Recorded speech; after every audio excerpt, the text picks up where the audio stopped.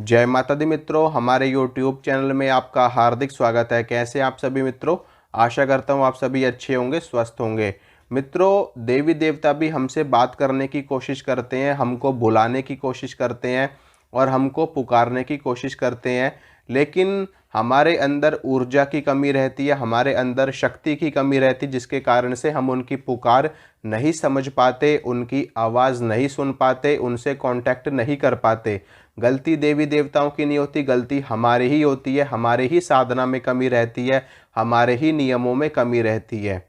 तो आज मैं आपको कुछ लक्षण आपको बताऊंगा ऐसे, अगर ये लक्षण आपको दिखाई देते हैं अपने अंदर, या आपको ऐसा समझ में आता है कि इस तरह की चीज़ें आपको दिख रही हैं या सुनाई दे रही हैं, तो समझ जाना आपके साथ में कोई ना कोई शक्ति लगी हुई है और वो शक्ति आपको आपसे बात करने की कोशिश कर रही है, आपको पुकार रही है, आपको बुला रही है। सबसे पहला लक्षण तो मित्रों देखिए, अगर आपको स्वप्न में बार बार कोई देव शक्ति दिखाई दे रही है, कोई देवी की शक्ति आपको बार बार दिखाई दे रही है और वो बार बार आपको आपसे सपने में वार्तालाप करने की कोशिश कर रही है, कभी कभी किसी घर के बड़े बुजुर्ग के रूप में, कभी आपके पितरों के रूप में, कभी आपकी माता के रूप में, आपकी बहन के रूप में, या फिर किसी बड़ी शक्ति के रूप में, या अपने स्वयं के रूप में, अगर आपसे वो बार बार संपर्क कर रही हैं, या फिर आपको इस तरह की चीज़ सपने में दिखाई दे रही कि आप किसी ऐसे स्थान में फंस गए हैं जहाँ से आपका निकलना मुश्किल है और वो शक्ति आकर के आपको मार्ग बता रही है, आपको बता रही है कि इस तरीके से आप कार्य करिए, तब आप इस रास्ते से निकल सकते हैं, यानी कि आप इस मार्ग से छुटकारा पा सकते हैं जहाँ पर आप फंसे हुए हैं। और इसके अलावा और भी कोई चीज़ अगर शक्ति आपको बार बार सपने में बता रही है, कोई महिला बता रही है या कोई पुरुष आपको बता रहा है, तो वो कोई देव शक्ति है, कोई देवी शक्ति है जो आपसे कांटेक्ट करने की कोशिश कर रही है, जो आपसे संपर्क साधने की कोशिश कर रही हैं। ठीक है, ये तो होता है पहला लक्षण। इसके अलावा दूसरा लक्षण ये है मित्रों कि जैसे कि आप किसी धाम पर जाते हो, किसी तीर्थ पे जाते हो, किसी देव या देवी के मंदिर में जाते हो और वहाँ पर जाने के बाद में आपको ऐसा आभास हो कि जैसे कोई चीज़ आपके साथ में चल रही है, कोई आपके आसपास कोई शक्ति घूम रही है और बार बार आपको ऐसा एक झोंका सा लग रहा है। आप समझ रहे हो ना मेरा कहने का मतलब, कि जैसे कई बार होता है ना कि हमको एक बहुत ही तेज़ हवा का झोंका लग के जाता है और हमको ऐसा फील भी होता है कि यार जैसे कोई चीज़ हमें छू करके गई है। ठीक है, अगर इस तरह की चीज़ आपको किसी तीर्थ में हो रहा है, किसी देव या देवी के मंदिर में ऐसा हो रहा है, तो भी निश्चित रूप से समझ जाना कि कोई शक्ति आपके साथ में है या कोई शक्ति आपको कुछ समझाने की कोशिश कर रही है, कुछ बताने की कोशिश कर रही है। इसके अलावा और भी कई बार होता है कि जैसे आप अपने घर में पूजा कर रहे हो, पाठ कर रहे हो, कोई किसी मंत्र का जप कर रहे हो, आप हवन कर रहे हो, या फिर आप आरती कर रहे हो, चालीसा पढ़ रहे हो, स्तोत्र पढ़ रहे हो, उस वक्त में भी आपको अगर ऐसा महसूस हो रहा है कि जैसे बहुत ही तेज सुगंध आनी शुरू हो गई, गुलाब की सुगंध आ रही है या चंपा के फूलों की, मालती के फूलों की और मोगरे के फूलों की, या फिर गूगल की, लोहबान की, इस तरह की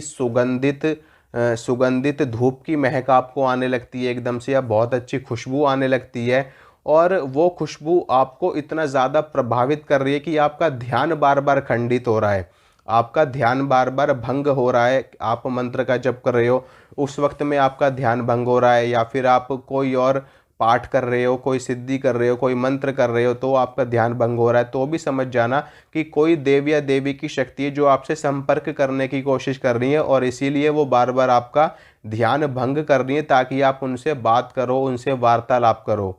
ठीक है, गलती देखिए मित्रों हमारी ही होती है, हम उनके संकेत समझ नहीं पाते। और अगर आप ये जानना चाहते हैं कि ये कौन सी शक्ति है जो आपको बार बार ऐसा बता रही है, आपसे बात करने की कोशिश कर रही है, तो मैंने कई सारे प्रयोग अपने चैनल पे बता रखे हैं, आप उनको देख सकते हो। ठीक है, उन प्रयोगों को करके आपको पता चल जाएगा कि आपके साथ में कौन सी शक्ति चल रही है, और उसके बाद में फिर आप उस शक्ति की साधना करके उस शक्ति को पूर्ण रूप से सिद्ध करके आप देख भी सकते हो, आप बात भी कर सकते हो और उस शक्ति से अपने कार्य भी सिद्ध करवा सकते हो। लेकिन इसके लिए आपको मेहनत करनी पड़ेगी, साधना करनी पड़ेगी, तपस्या करनी पड़ेगी। ठीक है,